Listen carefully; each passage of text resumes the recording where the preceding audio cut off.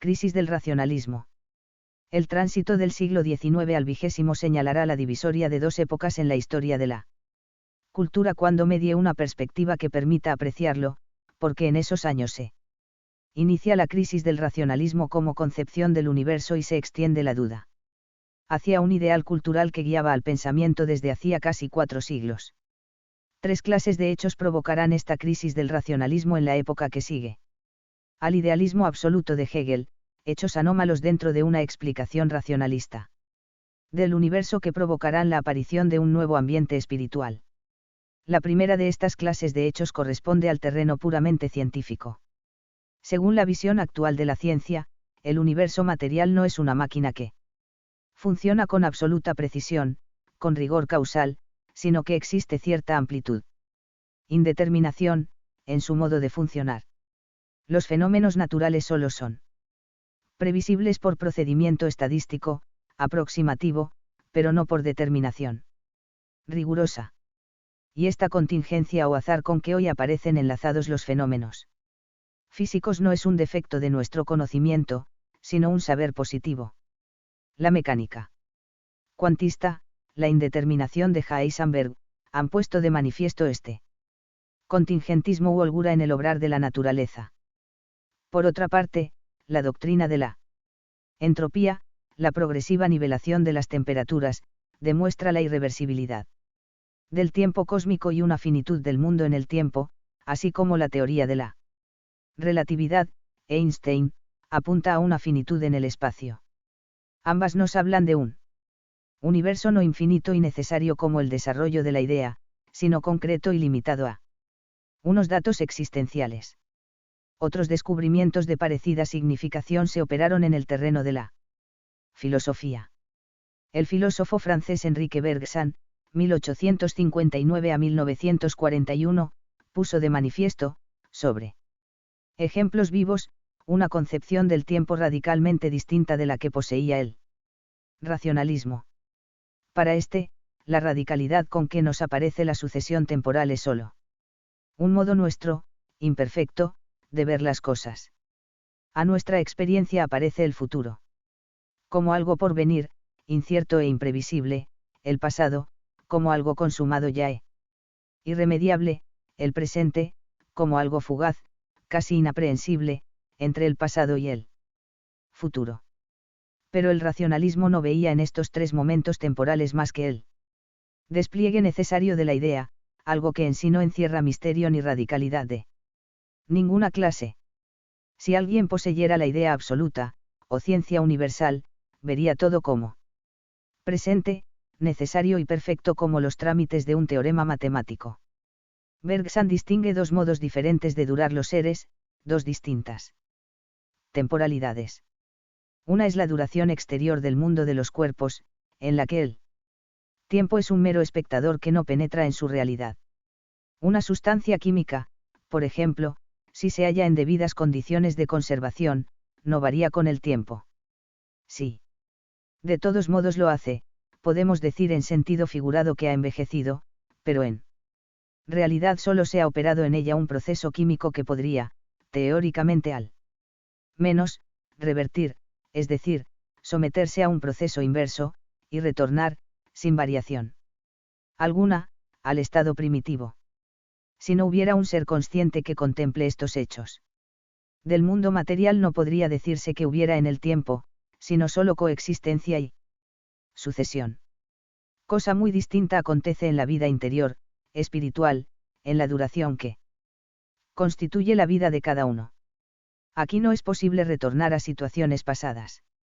El avance temporal y el paso del presente a pasado es una categoría radical, insuperable. El tiempo psicológico es irreversible. Soñamos a veces con volver a situaciones pasadas, con recomenzar la vida. Pero aunque todas las circunstancias exteriores, sitio, compañía, ocupación, se reunieran una vez para colocarnos en el ambiente pasado que añorábamos, pronto comprenderíamos que ni nosotros, ni los que nos rodean, somos ya los mismos. El tiempo no ha sido para nosotros espectador de unos procesos reversibles, sino que ha constituido, en cierto modo, nuestra propia sustancia, la trama misma de nuestro ser. En cada momento de nuestra vida gravita todo el pasado, de forma que ese momento es una especie de condensación de la vida anterior, y el yo que en él actúa, un producto de la experiencia pasada.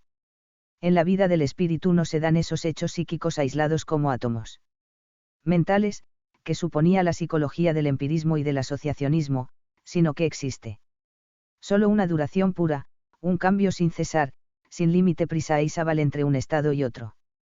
Los hechos psíquicos se funden y penetran de forma tal que en el más simple de ellos se refleja el alma entera. La vida del espíritu puede compararse con el incesante caer de una bola de nieve por la ladera de un monte, creciendo siempre, incrementándose al avanzar. Al incorporar así el camino que recorre. Este modo de durar, acumulativo e irreversible, nos es íntimamente conocido. Porque es la propia duración de nuestro ser. Como no existen átomos o elementos discontinuos en el espíritu, tampoco cabe mensurar o tratar matemáticamente la vida psíquica porque es una evolución original hacia estados siempre diferentes en los que se puede hablar de cualidad, pero no de cantidad. En esta evolución, en fin, no domina la necesidad, sino la contingencia, es un proceso siempre nuevo en el que el tiempo tiene un sentido radical o, más bien, se identifica con el mismo. Según Bergson, para entrar en contacto con la vida del espíritu en su ser auténtico, es preciso valerse de un modo de conocimiento directo, adaptado a la vida, que él llama intuición, porque la razón especulativa diseca la evolución sin llegar a comprenderla. Bergson descubre, pues, en él ser que nos es más íntima e inmediatamente conocido, nuestro espíritu, una realidad contingente y libre, que resulta inasequible para la concepción racionalista basada en causas necesarias. Y él piensa que la evolución contingente y siempre original de la vida precede, es anterior, a la necesidad que rige en el mundo exterior, porque, según él, la materia con su obrar necesario es vida degenerada, solidificada. Se considera a Bergson como el pensador más señalado dentro de la filosofía vitalista, de la que había sido exaltado precursor Federico Nietzsche, 1844 a 1900, y que representa, con su descubrimiento de la vida como un modo de ser original e irreductible a las leyes y categorías de la ciencia físico-matemática, la primera ruptura expresa con la concepción racionalista del universo. Como precedente concretos del sistema de Bergson debemos citar el pragmatismo del norteamericano William James, 1842 a 1910. Y del inglés C.S. Schiller, 1864 a 1937. Para el pragmatismo o filosofía de la acción.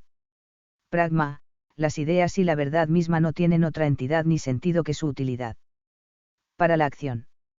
Las mismas religiones son verdaderas en tanto resultan útiles para la vida humana y mientras ello sucede.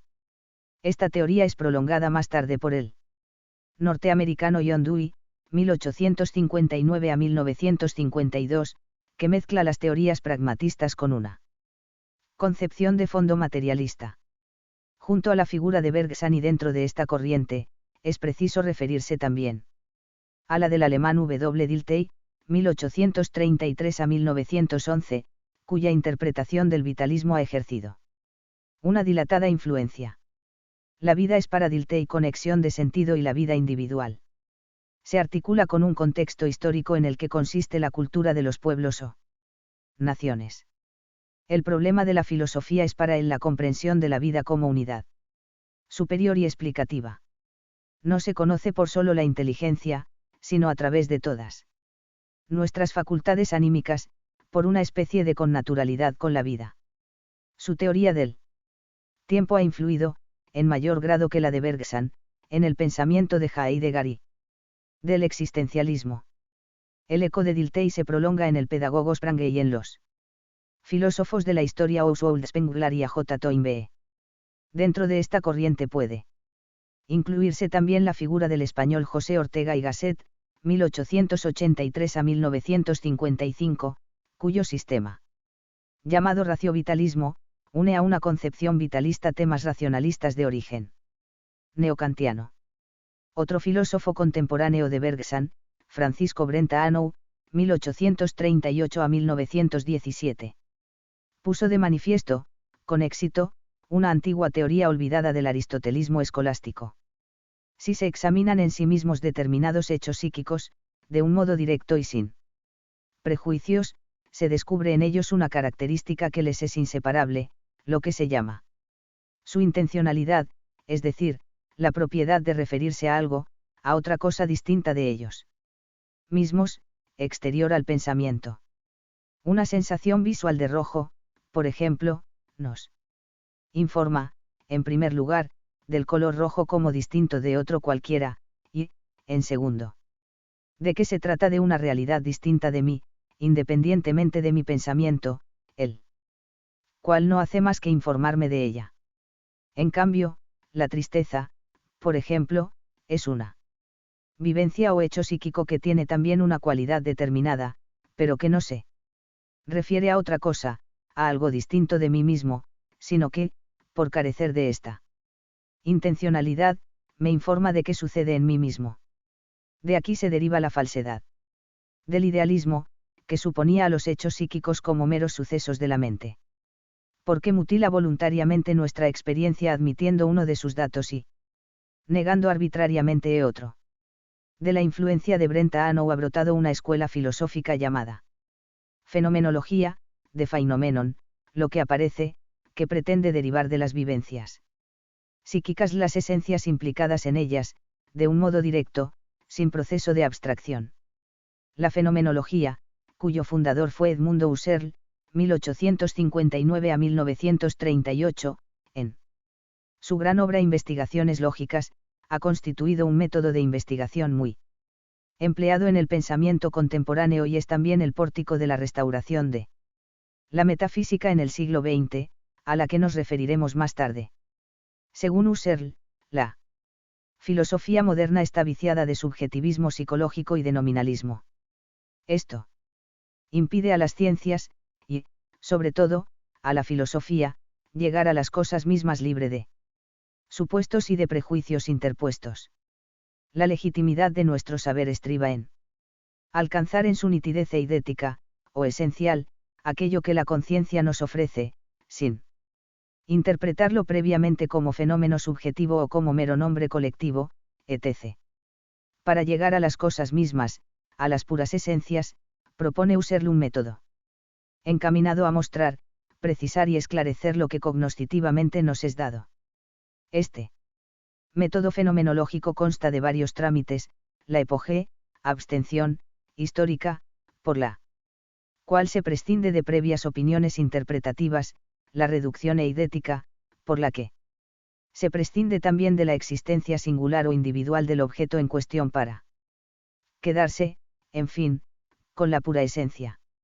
La experiencia filosófica descubre así en esta época, de una parte, una realidad contingente, irreductible a la necesidad del conocimiento científico, en la propia interioridad de lo psíquico, y, por otra parte, reencuentra la objetividad exterior de lo conocido, incluso las esencias puras, que habían negado los sistemas idealistas.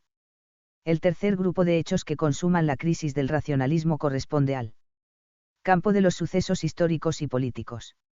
Después de la Revolución Francesa y de la instauración del régimen constitucional y democrático se suponía haber acabado con el ambiente irracional de privilegios y luchas históricas, para establecer el imperio de la razón, de la justicia y del orden. La consecuencia previsible hubiera sido una aproximación a la era definitiva de cooperación y de progreso, de que nos hablaba Comte. Sin embargo, la experiencia de los 2 últimos siglos ha sido muy otra, como está en la conciencia de todos. Las revoluciones interiores se han sucedido en los pueblos, y las guerras parecen cada vez más generales y temibles, al mismo tiempo. Nuevas y desconocidas fuerzas de lucha y descomposición han aparecido en el subsuelo de la sociedad que se supone organizada racionalmente, engendrando problemas de miseria, de tiranía y de odio, que el hombre no sabe cómo resolver o contener. El maquinismo, el poder creciente del Estado, la masificación humana, son fuerzas absolutamente históricas, irracionales, que el hombre no puede dominar, ni aún explicar con su razón. Estas tres experiencias han formado en la mente del hombre contemporáneo una experiencia de conjunto. No, la razón humana no ha llegado a dominar el mundo en que vive, pero, lo que es más grave, el mundo en sí no es dominable por la razón porque su estructura más radical escapa a la comprensión racional. En sí misma, la realidad en que vivimos no es racional, sino un algo existente, contingente, fáctico, algo que es así, y sobre lo que la razón puede operar parcialmente, pero que lo mismo podía haber sido. De modo completamente distinto, con iguales posibilidades para la razón. El hombre actual, que perdió en tiempos ya lejanos la fe en una explicación sobrenatural o religiosa, ve fallar ahora la concepción racionalista que le había mantenido desde entonces.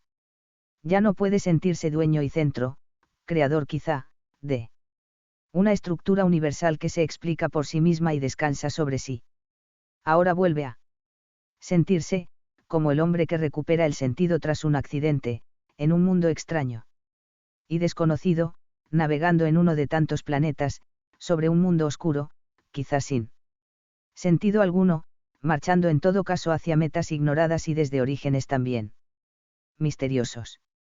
Este descubrimiento de la existencia, es decir, de la contingencia o irracionalidad de lo que existe, constituye la experiencia fundamental del hombre de nuestro tiempo. De aquí que, en el campo de la filosofía, haya adoptado una actitud que puede llamarse, en un amplio sentido, existencialismo. Trataremos de exponer en el próximo capítulo la génesis y naturaleza de este movimiento típicamente contemporáneo y de sus principales corrientes. No se piense, sin embargo, que todo en el siglo XX han sido movimientos renovadores.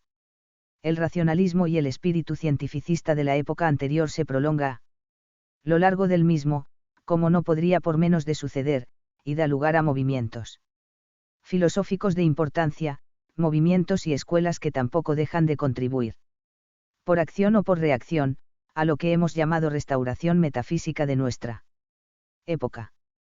Son estos movimientos el marxismo, que ya hemos examinado, y el neocantismo, que pudo considerarse la filosofía oficial en la Europa de comienzos del siglo XX. Hemos de distinguir entre la concepción filosófica racionalista que pretende constituir a la ciencia como único saber posible, otorgándole una ilimitación de alcance o posibilidades, y la ciencia misma como saber empírico matemático. La ciencia, con su prodigioso desarrollo en los últimos 100 años y con sus espectaculares aplicaciones técnicas y terapéuticas, no puede dejar de constituir un legítimo orgullo para el hombre moderno. Aunque al hombre contemporáneo se haya planteado la crisis de la concepción racionalista del universo, la ciencia misma no podía dejar de aparecerle como el saber por antonomasia, el realmente eficaz y objetivo. De aquí la permanente tentación, sentida hasta nuestros días por un extenso número de pensadores, de convertir a la filosofía en una mera reflexión sobre el saber de la ciencia. Los neocantianos fueron en sus varias escuelas, Marburgo, Baden, una genuina representación de ese modo de pensar que heredan de positivistas y empiristas. Según ellos, la filosofía posterior a Kant se había perdido en abstrusas construcciones metafísicas, el idealismo alemán, por entero alejadas de la realidad. Es preciso restaurar a Kant en sus designios y en las líneas generales de su pensamiento. Volvamos a Kant. Tal es el lema inicial de los movimientos neokantianos. Sin embargo, los neokantianos hacen una interpretación especial de Kant, en cuyo pensamiento introducen, al igual que los idealistas, pero en otro sentido, importantes modificaciones. Según ellos, Kant no fue metafísico ni para él existe una intuición que nos ponga en contacto con una realidad absoluta, ni a través del conocimiento especulativo ni a través del práctico. La cosa en sí no existe para ellos, es solo un supuesto explicativo en el pensamiento de Kant. El conocimiento consiste en el despliegue progresivo de juicios, y no hay otro objeto real que el resultado de esta actividad.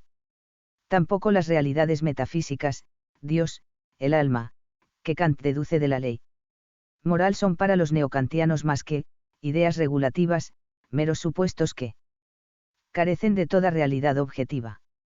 La filosofía no es otra cosa que una teoría de la ciencia, y las críticas de Kant tienen, en su sentido conjunto, el fin de mostrar la imposibilidad de toda metafísica. Ni el conocimiento teorético ni la ética necesitan de fundamento metafísico, su sentido se agota en el ámbito de las formas y las categorías. Este idealismo antimetafísico era para los neokantianos, especialmente para la escuela de Marburgo, Cohen, 1842 a 1918, Natorp, 1854 a 1924, la justificación filosófica de la ciencia como único saber posible, producto de la actividad lógica del sujeto trascendental. La otra escuela neokantiana, la de Baden, mantuvo una posición más abierta y comprensiva, no estrictamente cientificista, y va a representar una apertura del movimiento kantiano hacia la filosofía de la vida y del ser. Pueden citarse como sus principales representantes a Windelband y Ricard, 1863 a 1936. Ellos no parten de un análisis del saber científico concibiéndolo como ciencia de la naturaleza o físico matemática, sino que lo interpretan en su sentido más amplio de cultura, entendiendo por ella la realización histórica de valores. Tampoco para ellos es la crítica de la razón pura la esencia del pensamiento kantiano, sino más bien la crítica de la razón práctica, que abre un acceso al valor concebido como un deber ser. El juicio verdadero, según la escuela de Baden, corresponde a una norma ideal de ser, independiente del conocimiento mismo y de sus condiciones formales o categoriales. Contemporáneos del neokantismo, y dentro de esta filosofía cientificista, son los intentos más famosos de estudiar la realidad espiritual, la vida psíquica, por los mismos métodos y procedimientos que emplean las ciencias de la naturaleza, es decir, reduciendo sus contenidos a fenómenos elementales eficientes y mensurables.